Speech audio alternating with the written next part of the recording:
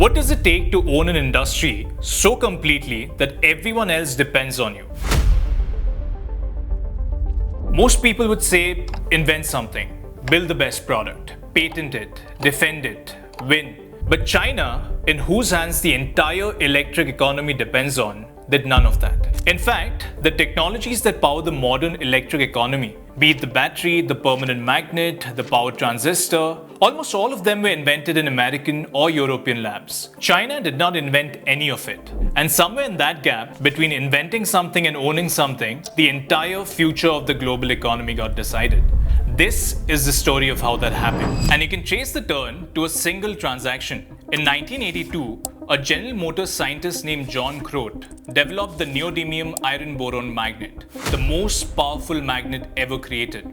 GM spun this into a company called Magnequench. For a decade, Magnequench was a national asset. It supplied 85% of the neodymium magnets inside American precision-guided missiles. Then, in 1991, GM took a $8.5 billion loss.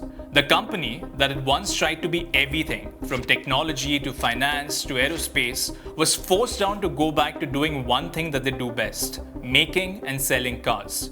Everything else had to go, and Magnequench was everything else. So in 1995, GM put it up for sale for $70 million, roughly what a mid-tier tech startup raises today in Series B. Not because it wasn't valuable, but because GM was bleeding, and the magnet company did not fit into the balance sheet that needed saving. Magnequench was then acquired by a consortium that included two Chinese state-linked entities. Pentagon officials objected, but the State Department cleared the sale anyway.